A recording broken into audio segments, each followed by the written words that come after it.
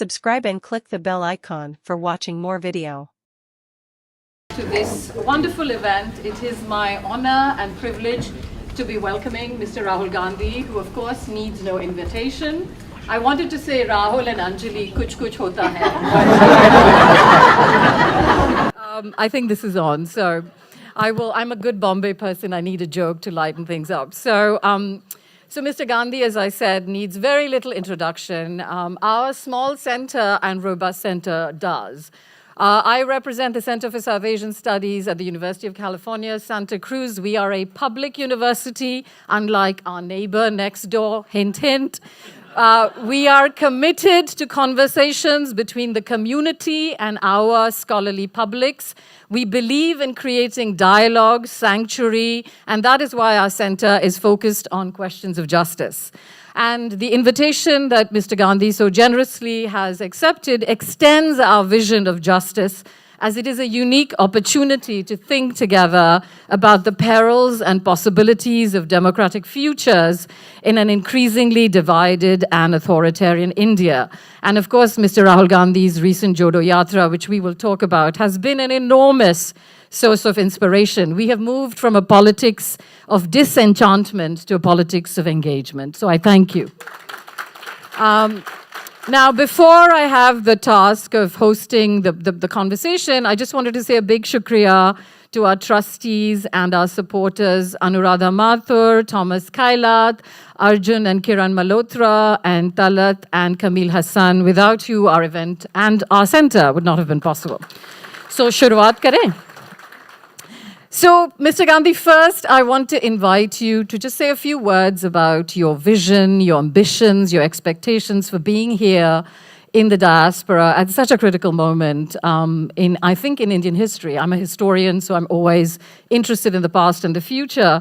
I wanted you to sort of open, if you will, with your vision of what this meeting, this trip is about, especially since we are still riding the euphoria of the Karnataka elections. I'm from Hubli, my mother's from Hubli, so Karnataka is very special to me. And of course, the magnificent Jodo Yatra. But we must also, as you know, couple it with what is happening right as we speak at the Parliament House opening and the protests of my Bahujan female wrestlers who are fighting for the right to be represented and to get justice against sexual violence. So it's a very complicated time. So we'd love to hear your vision about why you're here, what you would like for us to do, what are your expectations? So whatever you fancy, I know it's a big question. Well, thank you, everybody, for coming here. I just landed this morning, so I might be a little jet lagged, but so pardon me that. It's Sam's fault. I think what we were finding back home was that the tools that were available to us in politics some years ago were no longer available to us. And we were struggling with this idea. How do you in the 21st century operate in India without political instruments? People think politics is just about politicians talking. There is a whole infrastructure that supports the politics. Institutional infrastructure, the press, the judiciary, just the idea that people feel they can express themselves. And it's clear to everybody that those were under pressure, those were under attack. So we were struggling with this idea because we found that the normal politics, I mean, in my case, the politics that worked just fine until 2014, just wouldn't work. And it wouldn't work because no matter what you tried to say, it would be distorted, it would be reshaped, it would be carried in a completely different way.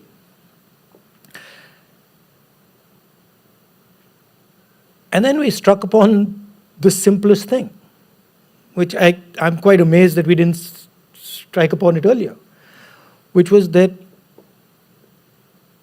the simple answer to this is to walk. And it was something that, this might sound strange to you, but it was unbelievably profound. Because the moment we started to walk, we started to discover a completely different India, a completely different conversation that is going on. And I myself was completely shocked at the distortion that was being transmitted. So India is speaking one language, India is behaving in one way, and if you listen to the media, if you listen to the discourse, it's just something completely different. So it was almost, to me, it was a massive shock. That I actually, in the first month or so, I was keeping on asking myself, how is this even possible? That the discourse is so different. Single biggest thing I found was that in the 21st century now, people are really looking for connection. They're really looking for affection. They're really looking for togetherness. And the impression that one is given is that it's exactly the opposite. Right? So that's one element of it. The second element of it, which to me, again, was eye-opening, and the Indian people here will understand it, that the best way to communicate with India is through the idea of tapasya. So India, you can spend years and years and years trying to speak to India with language. And the same thing can be transmitted in a week, 100 times more powerfully, just by action. So to me, what it revealed was that in politics, action is much more powerful than words. And in the 21st century, frankly, words really don't mean much, because they can be distorted. Right? So we honed into that. And I think that is also the framework of a political vision. Right? That there is a confusion these days. Confusion between power and force. Power and force are two completely different things. Right? But somehow everybody is convinced that power and force are the same thing. Power is alignment with truth. So, what Gandhiji was doing was the politics of power. He's aligned with truth, at which point you can throw as much force at him as you want. Nothing is going to happen. Right? Force is generally, it has a direction, is directed against somebody, and it is normally designed to suppress truth. So I think a good way of putting it is the politics of power, politics of truth, against the politics of violence and the politics of force. Thank you. That's a lot, and I think a lot to take in and think with. So if I may just push you a little bit, I think many of the questions I've been hearing from my students, I teach half the year in India as well and here, and also particularly from Dalit, Bahujan young people, is they are very supportive of the direction that the Jodo Yatra is. In fact, so many of them participated. But the question that we get asked over and over again is, how will this translate into a political coalition? I think your vision is very powerful and persuasive and inviting. And I think that was what we saw in the Jodo Yatra, people from all walks of life. But I think everyone wants to know, well, how is this going to translate into a political alliance? How are we going to make this work in electoral politics? Well, if you look at the Karnataka elections, the general sense is, oh, the Congress party fought the BJP and defeated the BJP. But what is not well understood is the mechanics that we used. And we used a completely different approach to fighting an election, a completely different approach to building a narrative, and elements of what happened in Karnataka came out of the Bharat Jodo Yatra. If you look, for example,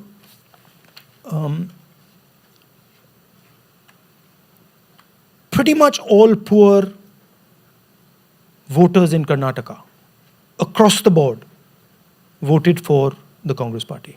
And one of the central elements that we are dealing with in India, and I think we're dealing with in the United States, is the massive difference between rich and poor. Few people who have almost unlimited wealth, and then millions and millions of people who are struggling. The concept of the Bharat Jodo Yatra and sort of the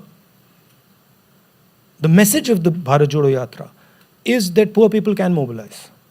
And they can mobilize very effectively and very powerfully. I said, I made the differentiation between power and force. What was really interesting to me was once we started walking, and we decided we were going to walk right from, Kanyakumari to Kashmir,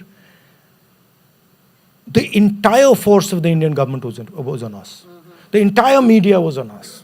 Everybody was pushing that this thing is not going to work, it's going to fail, it's going to be a useless endeavor. Nothing they could do, no amount of force could shift this thing. And we realized that within the first 2-3 weeks, people would come to me.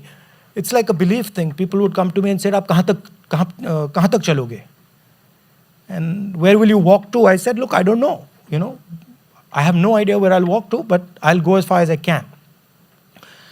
And by the 3rd or 4th week, they realized that, boss, ye serious kaam hai. That matlab ye ja rahe hain. And I could sense, right, that suddenly they realized, okay, this something is happening here. And once that shift took place, I could see the media guys, even the media guys sitting in the van in front of us, they couldn't transmit what they wanted to transmit. It was just physically impossible for them to do it. So, mass mobilization, particularly for an extended period of time, binds people in a way that's very, very powerful. I think I'm very excited. I don't know about the rest of you. But firstly, the thing is that the central most important thing is it's got to be based on truth. Right? So, if for 1 second I had internally, without telling anybody, if for 1 second I had seen the Bharat Jodo Yatra as an electoral tool, it would have died right there. Simply, it would have just died on the spot, right? So, yeah. As a youthful 50-year-old myself, how's your knee doing? Oh no, my knee's causing me a little bit of problem. I share your pain, and I'll share some good exercises with you later too. But I had another pressing question, which was about your fabulous white polo shirt and how you managed to stay warm in all of those. But this is not a political question, so we shall move on. But if you want to share, this is a deeply political question. Because you have to see how these things come about, right? When you're doing something like this, when you're doing something like a Bharat Jodo Yatra,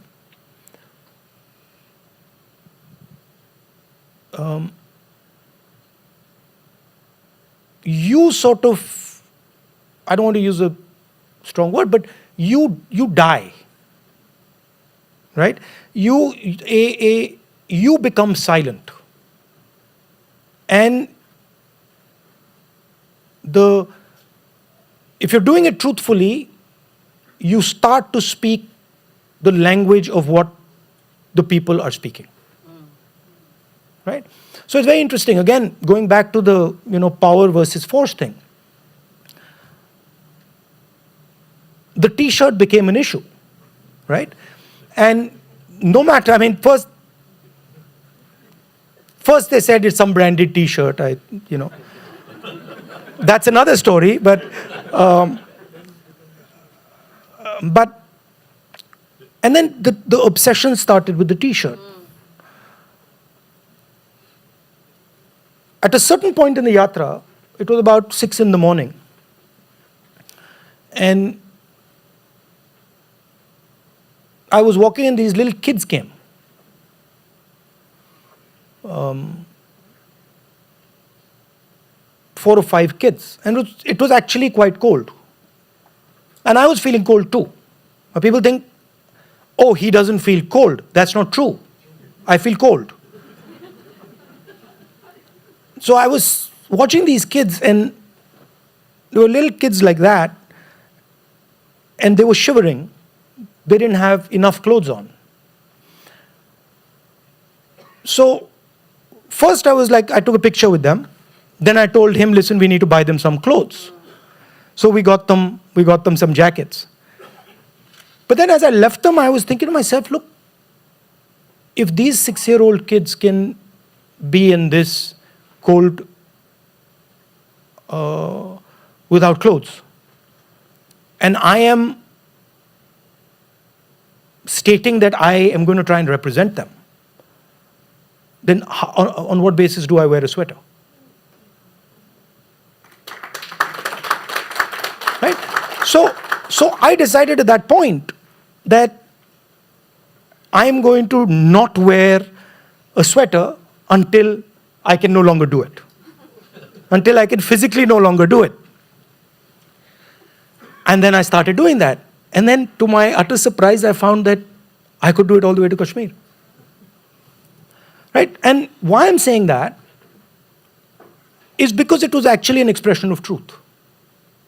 And that's what made the T-shirt sit on top of the media screens.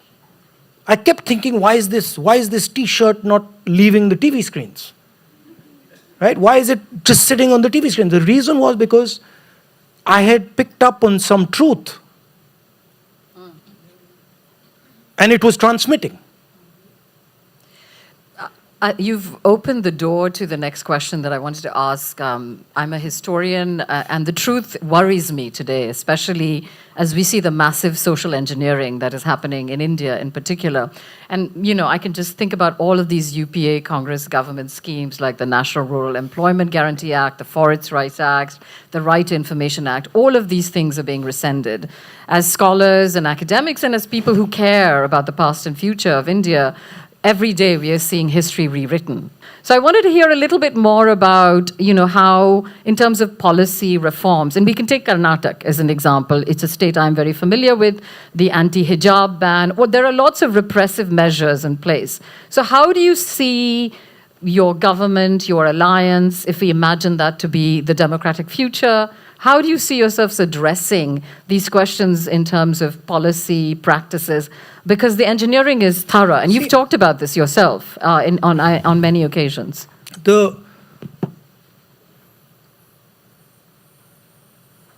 India is like a huge ocean, right? And all oceans will have turbulence in them. Storms will come. They have to come, right? And what's important when a storm comes is how you react to the storm, right? I think one way of looking at this thing is, this is a huge disaster and it's the end of the road. That's a pessimistic way of looking at it. I think the correct way of looking at it is India is facing a storm. The storm is going to pass. Let us face the storm bravely and effectively, and let us make sure that when the storm passes, we have a new India, a forward-looking India in place. For 1 minute, I don't believe that the BJP cannot be defeated. For 1 minute. Right?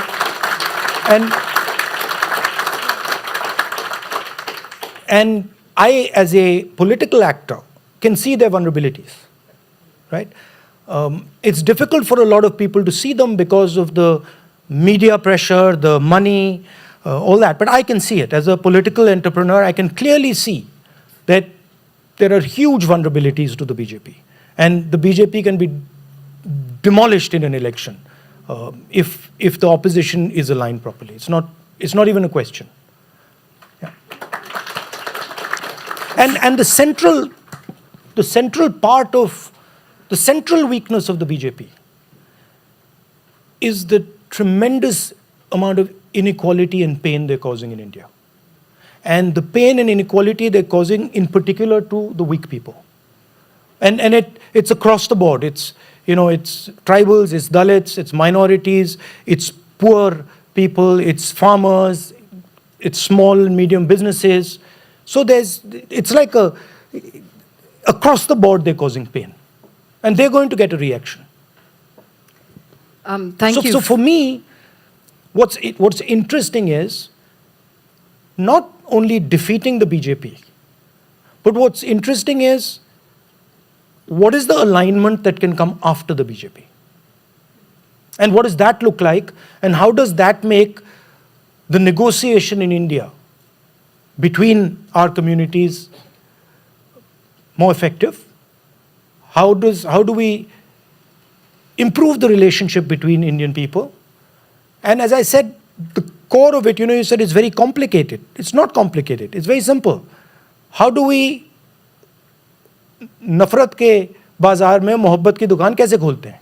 लेकिन मोहब्बत का माहौल कैसे लाते हैं? दुकान, I think what we are asking is also, I think the vision question is about mahal and rather than just a state. And I think you've given us enough, love ideas to think about. Most people think love is a feeling. Love is not a feeling. Love is an action. You've just broken a lot of hearts. No, that's true. Love is an action that generates a feeling. Absolutely. Right? It's not a feeling. So if you act lovingly, the other person doesn't have a choice. Really, the other person doesn't have a choice. Right? He is almost forced to say, Bhaiya. Mohabbat ho gayi. So in the yatra, one RSS guy came with a long face, sat down, he walked next to me, he says, "Aap yahan kyun aaye ho?" And I said, "मैं तो आपसे प्यार करता हूँ, आपसे मिलने आया हूँ." He couldn't help smiling, right? So this is a very powerful force. It's an Indian idea. On the theme of love and mohabbat, I'm queer, I'm Bahujan, so the question of sexuality is very central to many of my kin in India, and you and your comrades have been very vocal about your support for the LGBTQI community, but been quite silent on the same-sex marriage issue, which is currently in the Supreme Court. And for many of us, it's less about marriage. It's about rights and representations. I want my children to be able to inherit property. I want my partner. So again, this is not about taking a stance. I'm more interested in how you think about the equity of love across communities and collectivities, because it matters. And young people don't care anymore. I am home so much, and when I talk to young college people, they want a better life. They don't care who you love. They don't care who you are part of. They want to have better lives. So, in my opinion, who you love, how you love them, is your problem, is your decision. It's none of my business. Hopefully my privilege, not a problem. Privilege, your privilege, your decision, not my business. But where it becomes my business is if you start spreading hatred. There I can have an opinion and say, look, I don't agree with this. But as long as you're being affectionate, it's your view. Of course, if things are in the Supreme Court, we have to be careful what we say. We have to temper what we're saying about them. Which is why I will move forward now. And I appreciate mohabbat, dukaan, mahal, bazaar, whatever. Supermarket. I'm a bit of an anti-capitalist, so I don't think we can. Somebody says mall. I said, I don't know about that. Mahal. No, but it could be my hall, But before we run out of time, I do want to hit a few more pressing questions if I could. I think we've all been sort of taken by the distinction you are making between the politics of love, coalition, invitation, versus the politics of hatred, division, and other kinds of difference. But there are some continuities. As historians, we don't like to say similarities, we like to say continuities between the past and the present. And of course, you ended your yatra in Kashmir.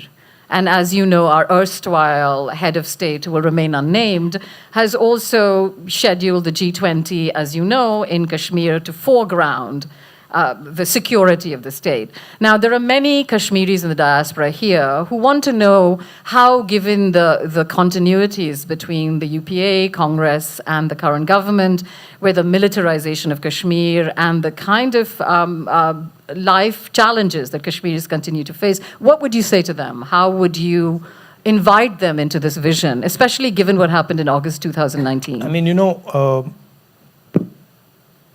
during the UPA,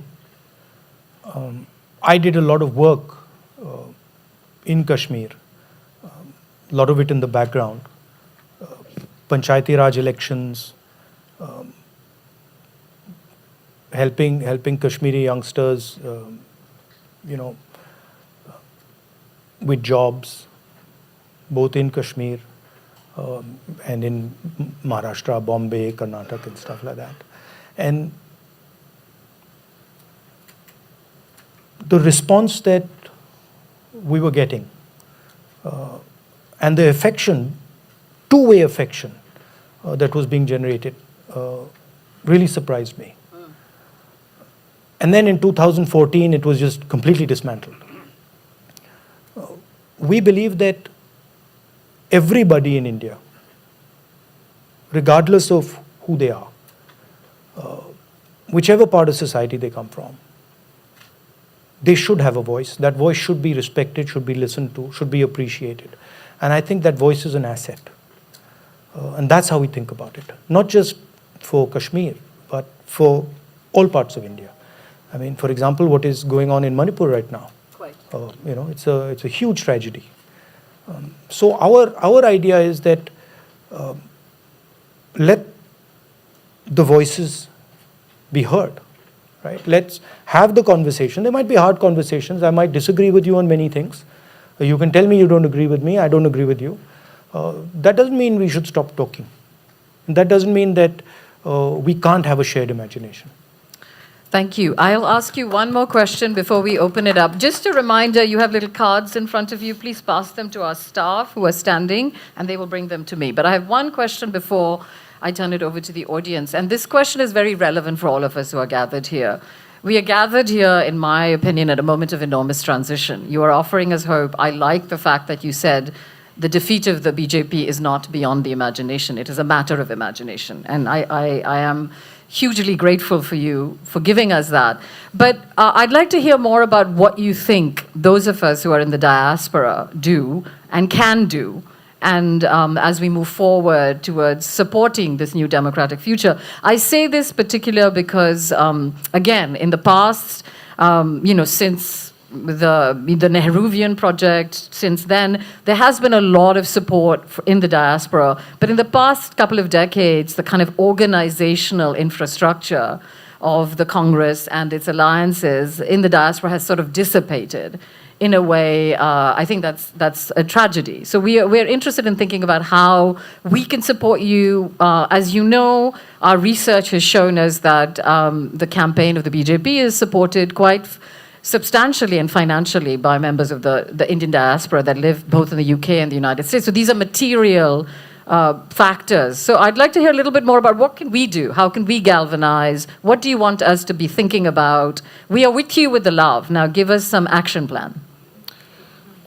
I mean, express what India actually is. Express what our philosophy is, what our history is. Because a lot of the times what the BJP does is it completely distorts what India is. If you look at Indian history, look at Indian philosophy, we prize humility, for example, right?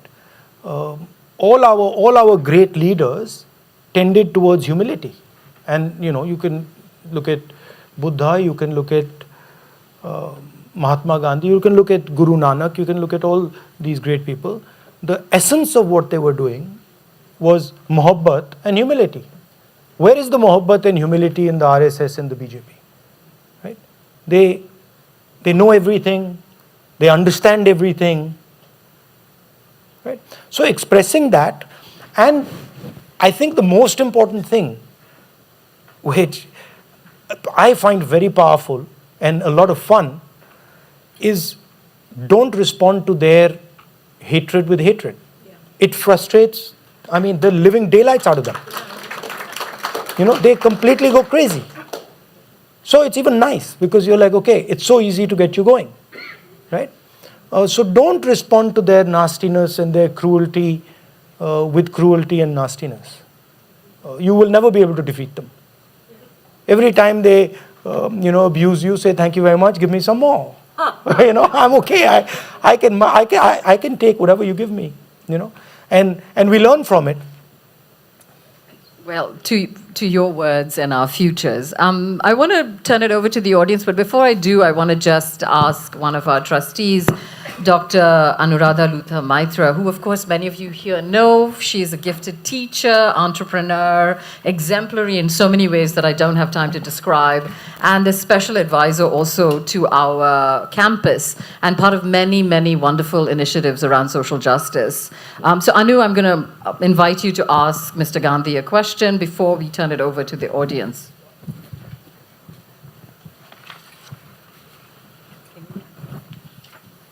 Actually, apparently I'm going to be, I learned a new word which is fluffered. I have to fill in some time while Anjali. But that's a pornographic word, I think. Oh, I'm sorry. You did not tell me that, Anjali. I haven't heard that word before. I'm a historian of sexuality, so... My apologies. No, Jai Bhim, Jai Hind, so... But, taking on. Firstly, Would you prefer to sit down? No, this is fine. Thank you, Anjali, for that introduction to me. You make me seem like I have a multiple personality disorder, but somehow I seem to think it's a good thing. But today you're going to see perhaps one or two of my personalities. But I do want to, before I sort of welcome Mr. Gandhi, I'd like to introduce the three trustees who have been instrumental here in making this happen. Kamil Hassan, who's sitting right there, and Kiran Malhotra there, nice. And the university, and then my husband, Thomas Kailath, right there. Now, introducing Tom tells me that actually the university got a great deal because they got two furs, which is two for the price of one. Kamil came with his wife, Talat, and she works as hard as he does on university issues. And Kamil and Kiran is here with Arjun Malhotra, her husband. So we're very grateful to all of you. Thank you very much. But our group's involvement with the university's South Asia programs actually started almost 25 years ago when my late husband, Siddharth Maitra, spearheaded a drive to actually provide an endowment for Indian classical music. And the idea there was that the natural sort of, the natural appeal of the genre would actually be such that it would appeal to the best in us. And it would elevate, it would unite. And the second thing that we wanted was, of course, that our interest in South Asia programs should somehow get institutionalized. And so here today, we have the Center for South Asia Studies with its singular focus, and I think quite market differentiatedly so, with its singular focus on justice. So thank you very much. And talking of morphing, I see this particular event as the channeling of an ancient Greek agora, which was this open market, but also an open space to have the kind of conversations that we are having today, starting in Silicon Valley for CSAS with this most eminent speaker, Mr. Gandhi, And so from all of us here, welcome, Mr. Gandhi. Now I'm going to immediately actually put on my second hat. And as we were walking in, Mr. Gandhi asked me a question which I didn't quite have the time to respond to. He says, who are you? When did you come here? Where are you from? So anyway, now you know I'm Anu Maitra. I'm actually Anuradha Luther Maitra. And I came here about 50 years ago from the Delhi School of Economics, a student of Manmohan Singh, Amartya Sen, Shukhabhai Chakravarti, and from the Planning Commission, where I worked with Shukhabhai Chakravarti, and I came to Stanford to get my PhD, so I'm an economist. And so I've been here almost 50 years, or perhaps more, but I've always had one eye trained on India. And so today, I'll put on the other hat right now and ask you my question as an economist. So there have been many ups and downs, and there is much to cheer. But when I take stock today, there are two miserable, and they're linked, two miserable things that stand out. One is the unemployment deficit. By reasonable estimates, I think that deficit is about 100 million jobs today, and at the rate of about 7 million jobs a year, it's probably going to be closer to 150 million jobs in the next decade. And the second thing is, and of course I'm a student of Amartya and Shukhabhai, the woefully inadequate investment by every post-independent government, and I'm including, I would say, the Congress, on the education and health of its people. And this, whether you look at the percentage of GDP that is spent on it, or whether you look at the quality of the education that's provided, that's definitely true. And it's in strong contrast to every other Asian country that has really remarkably progressed. And you know, I can name them, but you know them all. So it's not an easy problem to solve. I'm coming to my question, Anjali. It takes time and discipline.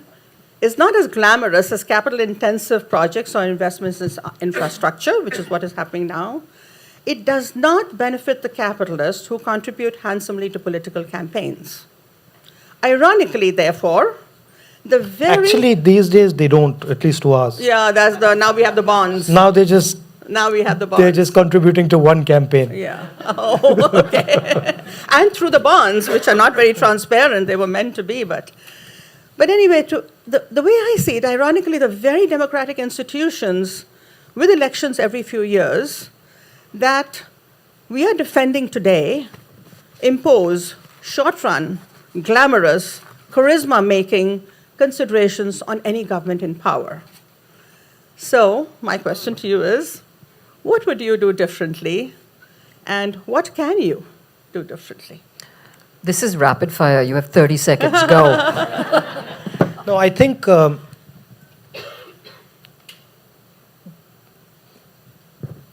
would require a long answer. I'll be quick. Okay. Unemployment is now a crisis, and it's going to become, it's going out of control, right? And huge part of that unemployment is because of the way the BJP regime is concentrating wealth and power, okay? And they're wiping out the backbone of the Indian small and medium businesses. That's one element. The second, and I think central problem, is that in India we do not respect skills. So we disrespect skills. And I think that is something that if we want to start getting employment going, we have to start respecting the person who is skillful and is doing the actual building, the actual job. I'll give you a few examples. So there are clusters all across India, right, which have tremendous amounts of skill. I was in the Bharat Jodo Yatra, I walked through Bellary, as an example. Not many of you would know that Bellary is the jeans capital of India, right? So most jeans that are being made in India are made out of Bellary. 4 lakh people were unemployed in Bellary over the last 3-4 years, right? 4 lakh people used to be employed, now 40,000 people are employed. 3.5 lakh got unemployed. Why? Because we are not focusing capital and linking it with skills. There is a disconnect between where the skill cluster is and where our capital is going. So one thing that we would think about is how do we link capital flows to the clusters of skill in India. Bellary is an example. Moradabad, Kanpur, pretty much every district has some skill or the other, and our capital structure just completely ignores them. So making that connection is very important. Education, I think much more public expenditure on both education and healthcare is required. But I think I'm one of the people who thinks that even the way we teach and what we teach doesn't make sense. It's the way we teach. We don't let our children question. We make them memorize things. We force them to ratto things. I think modern economy, you can't do that. And these unfortunately are cultural things, right? These are deeply embedded in our culture, and they hint at questions of caste, questions of community. So you have to challenge some of these ideas more aggressively, more centrally. Thank you, Anu, for that wonderful question. And Mr. Gandhi, for your thoughtful response. You should really be an academic in case you want to have multiple careers. I said as a political entrepreneur, but I've got many other. Dasha Avatar. Yeah, I think people like to categorize. He's a politician, he's a actor, but I don't think people fit quite like that. Touche. Thank you. So I thank you all for your questions, which are all wonderful. In my limited skill as moderator, I will combine a lot of questions. If you put your name down and you feel comfortable asking it and your question is called, I would invite you to ask so Mr. Gandhi can see and engage with you in person. Let me begin with the first question, which Mr. Kamil Hassan, if you feel comfortable asking. Yeah, sure. Can someone pass the mic to... Mr. Gandhi, my question is about the 2024 general election. Considering that in the last general election, BJP got 37% of the popular vote, and considering that now you have so much momentum with the Bharat Jodo Yatra and with victory in Karnataka, and hopefully in Rajasthan and MP and upcoming elections, if the opposition unites and they form a coalition against BJP, the chances of winning are very high. So, I know that there's some movement in that direction, but my question is, what do you think are the chances of such a coalition actually happening? And are you going to work to ensure that such coalition forms? And my last question is, if such a coalition forms, are you willing to step back and have someone else take the leadership of this coalition and maybe have someone else become the Prime Minister, if necessary, in the best interest of the country? Well, the last question, of course, that's something that the Congress president decides. That's not something I decide. That's for the Congress president to decide who represents the Congress party. On the matter of opposition unity, yes, we are working towards it, and it is coming along very nicely. But I think in order to defeat the BJP, you need more than just opposition unity. Just opposition unity, in my opinion, is not going to be enough to do the job. I think you need an alternative vision to the BJP, right? And Bharat Jodo Yatra was the first step in proposing such a vision. And it's a vision that all opposition parties are aligned with. No opposition party would disagree with the idea of the Bharat Jodo Yatra. So I think bringing the opposition together is important, but also aligning the opposition and making the people of India understand that there is not just a group of opposition parties that have combined, but a proposed way forward for the country. And we're working on those things. Thank you. The next question I have is from Nidhi Mahajan. Thank you so much. So in Gujarat, a group of Muslim fishermen have petitioned the court for mass euthanasia because they're unable to make a livelihood. There have been similar issues of economic boycotts of Muslim vendors in Delhi as well as in UP.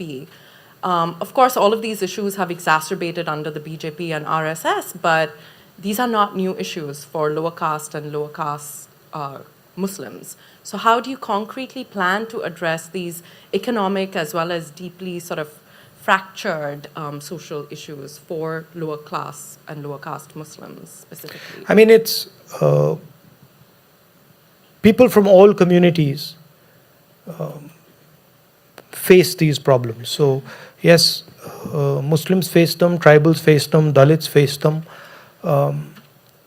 In our last manifesto, we had the idea of a floor, an economic floor, which is the idea of nyay, right? A minimum income to every Indian. I think that's quite a powerful idea. We've rejigged it slightly in Karnataka, and we've renamed it, repositioned it, and so we are providing a similar floor to the people of Karnataka. So that is one idea that I think is very powerful. The other thing, of course, is things like Manrega, supporting architecture, both in the rural and urban area. There are a lot of ideas we have to provide a floor below which people can't fall. And I think that's one element of it. Of course, you have to figure out the other side, which is what the lady was talking about, employment, production, economic growth, so you can finance that. Thank you. I think there are several questions on similar topics, so I'm trying to just bring them together because we have limited time. So the one theme that's come up at least in 10 questions is around the Constitution. And I'm thinking back to the chant that went viral during the CAA protests, "Sam kagaz nahi dikhayenge, samvidhan ko bachayenge." So the question that a lot of people are asking is, given what we are seeing with what is happening with the Constitution, and you yourself have spoken eloquently on the subject, people are very curious to hear what your thoughts are on the crisis of the Constitution that we are facing currently. This is coming for over 10 people here. I mean, there's a direct attack on the Constitution, right? That's obvious to everybody. And then there's an indirect attack on the Constitution, right? Which is the attack on the institutional framework. I mean, if the institutions that protect the Constitution are all captured, then the Constitution is just a piece of paper, right? So both those are taking place. But the good news is that there is a huge counter-reaction to it. And people are very, very sensitive to what is going on, and they understand it. Look, there is a sort of huge media capture, right? So the voices of a lot of people are just simply not heard. But that doesn't mean that those voices are not there and that those voices don't count. We defeated the BJP in Karnataka. The amount of money they spent versus the amount of money we spent is maybe 10:1 ratio. We defeated them, right? No matter how much money they threw, at a certain point it didn't work, right? So, as I said earlier, politics of power will trump the politics of force. Right? Politics of truth will trump the politics of money. It might take time, but it will happen. India cannot afford the Constitution to be destroyed. India's entire negotiation is based on the Constitution. So an attack on the Constitution is an attack on the idea of India. And if you destroy the Constitution, you destroy India. That's. And by the way, that's what the BJP is trying to do. I think there is no doubt, yes. Given that we are on the Constitution, we have several members of the Ambedkar King Circle study group here, and a couple of them, if one of you wants to ask your question, Prasanna is here, or Ganpati. If not, I will ask your question for you. If you are here, please ask your question, and please keep it brief. We would like to engage more people. Thank you. Thank you for the opportunity. Would you mind me to ask the same question that I asked in here? Okay. The question that I asked was regarding the caste consensus. The last caste consensus was done. We wish it was a consensus, but nahi hoga bhai. And it was done in 1931. Caste consensus is called the Constitution. Yeah. यार आप शायरी बना रहे हो अभी आगे बढ़ते हैं चलो. So the census was done in 1931. Those are the numbers that we have been using for a long time. Any hurdles that you see in doing so? The question I ask is because all of the development schemes that the government comes with goes with respect to those numbers. Like the proportions are going with regards to those numbers. So what are the hurdles that you see to do it in current state? Is the big question. It's already done. The caste census was already done by the UPA, and the data is already available to the government. The government is refusing to release it. So there are no hurdles in getting it done. The hurdle is that the BJP doesn't want to release it. We also didn't release it, which I think was a mistake, because we internally were having a conversation about it, and the elections came, and then we went into that spiral. But we are committed to releasing it, and we are also committing to putting pressure on the BJP to release the data that is already with the government of India. They are toying around with the idea of not releasing the last one and releasing the next one, but that will be a couple of years from now. So we want them to release the last census. Would you happen to share when was that done last? 2011.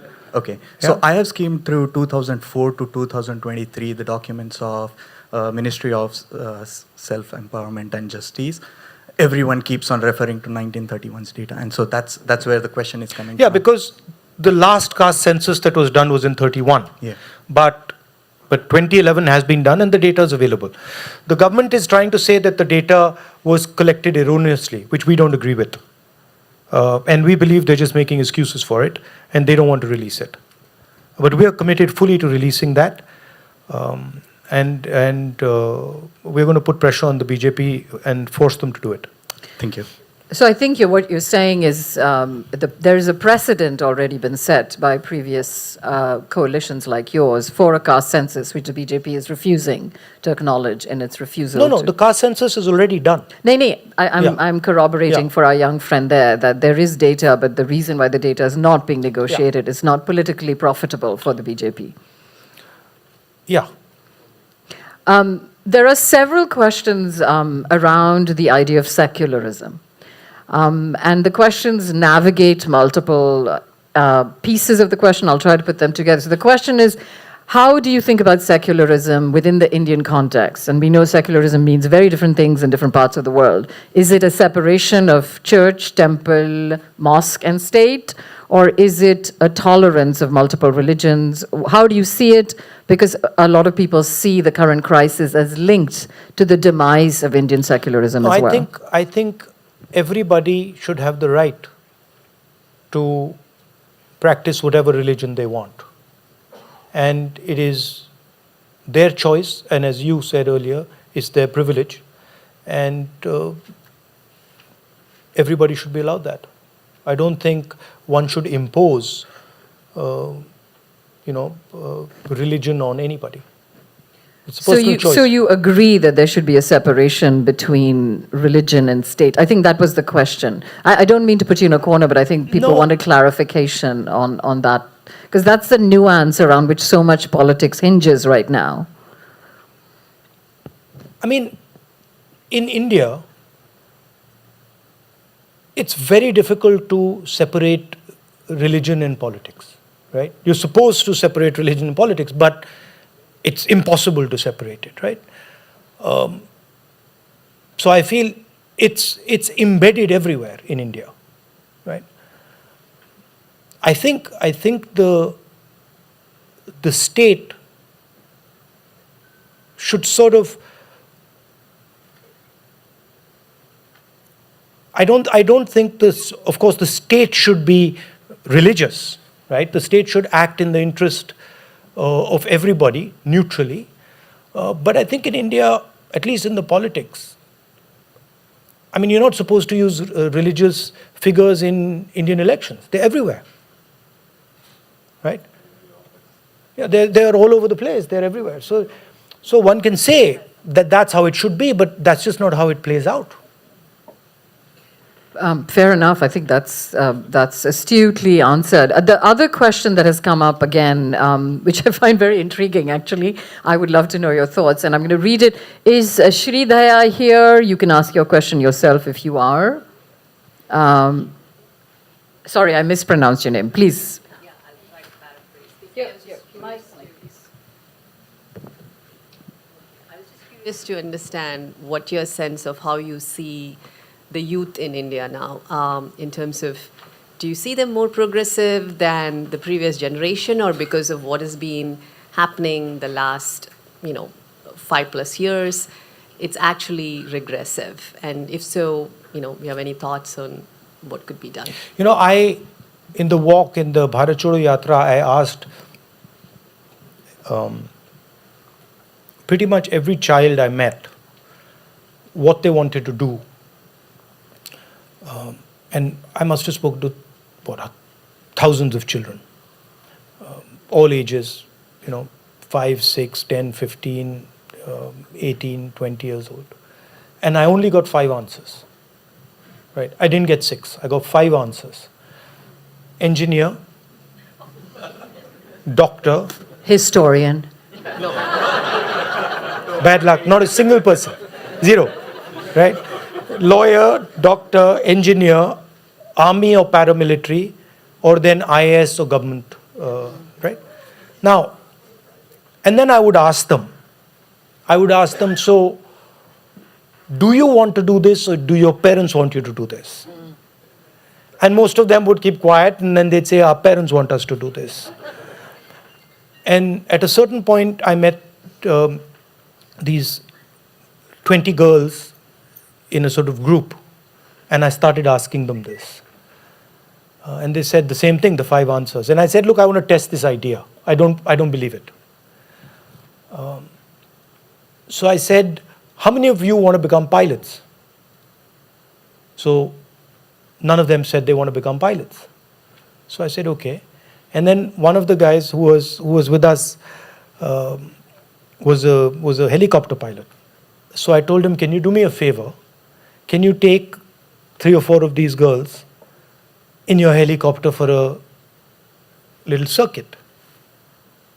And so he took them for a little circuit. And then after that, I asked them, so what do you want to do? And they said, we want to be pilots. Right?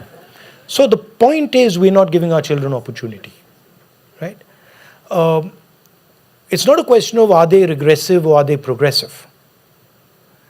They are what opportunities they have. Right? If you tell them that the only thing you can aspire to is these 5 things, right? Then Sorry, that's... I have to clarify. Yeah. When I don't mean in terms of regressive, in terms of ideas. For example, my concern is if I started going to school like in 2014, I'm a 10-year-old, all that I'm exposed to now I'm, 20, is what has been changed in textbooks or what the media tells me. The whole idea of I grew up in India with a different idea of India than what the generation now is growing up with, right? So that's what I meant regressive, not in terms of the profession. No, but it's connected, right? Because if you have a set of children who aspire to an extremely limited set of things, right? Then they're not going to be thinking about, they're not going to be thinking expansively. They're not going to have an open mind. They're going to say, okay, I got to be an engineer, and that's all I'm going to do. Then I ask these kids, listen, how many of you actually think you're going to be engineers? And then they go silent. I asked a girl who told me I want to join the IAS. I said, listen, tell me, how many kids do you think join the IAS every year? And she says, 3 lakhs. When I told her 300, she started to cry. Right? So the point is, if you give kids opportunity, right, by definition, they will be progressive. If you don't give them opportunity, if you don't give them hope, they will be regressive. And then you can feed them anything you want. Right?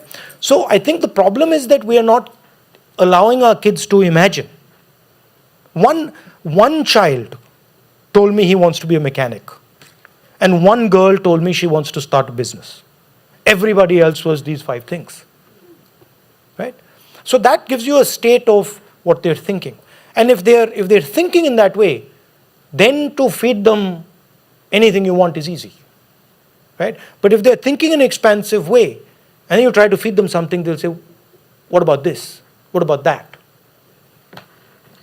If we may just impose on you and end with just 2 small questions. I know you're jet Your lagged. concern, by the way, about the sort of distortion of history and the way the value system of, India, the negotiation, the conversation in India is being sort of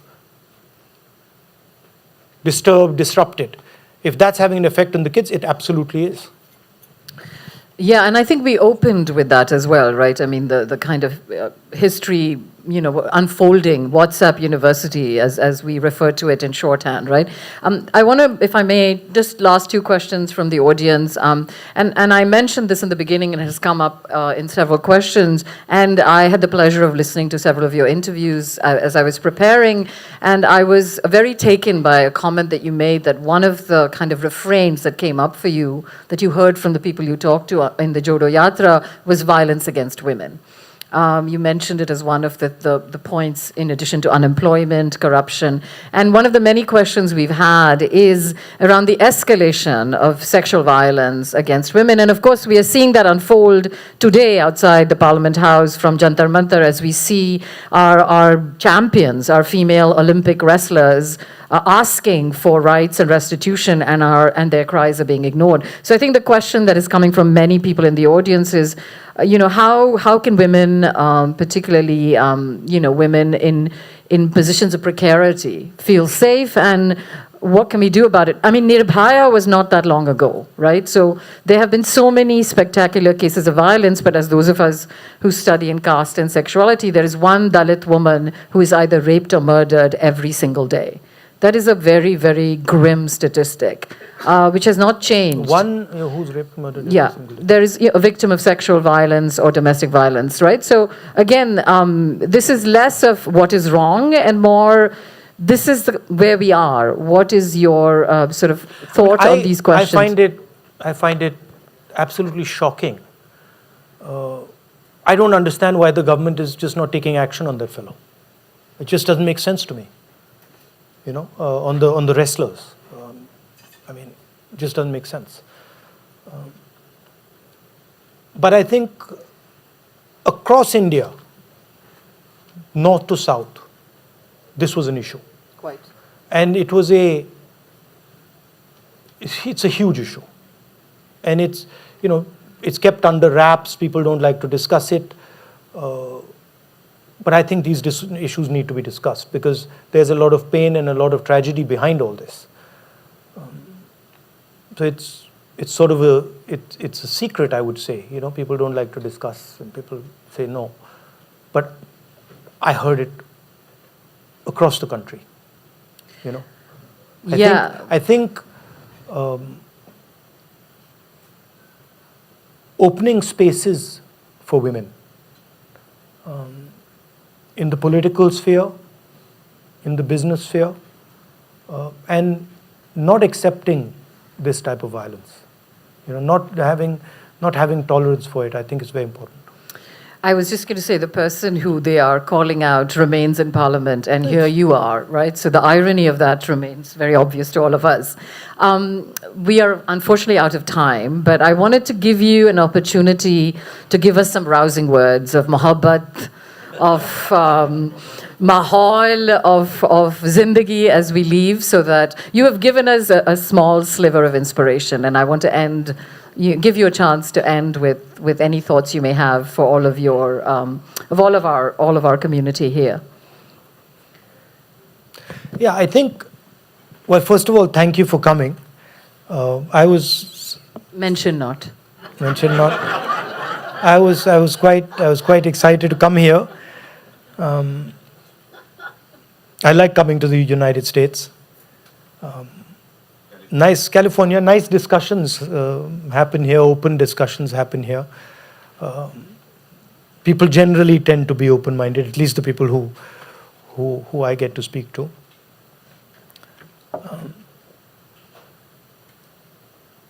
I think a lot of these things,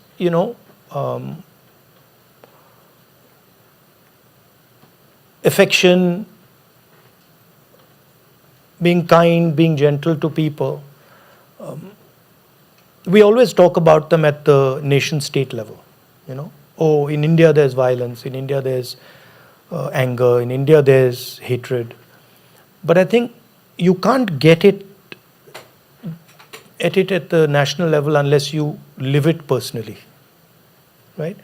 So a lot of this eventually translates into how you treat people around you, right? And that magnifies. And I think that is something that is underrated. So I think how you respond to people in everyday life, when they're kind to you or when they're nasty to you, I think that's very important. It's very empowering. I've found in my life that no matter what someone says to you, responding to them kindly is a choice. It's not a very difficult choice. Huh? Yeah, it's ahimsa, you can say. But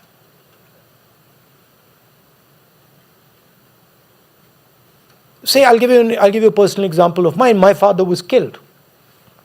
And for many years, I was sort of carrying around with me anger.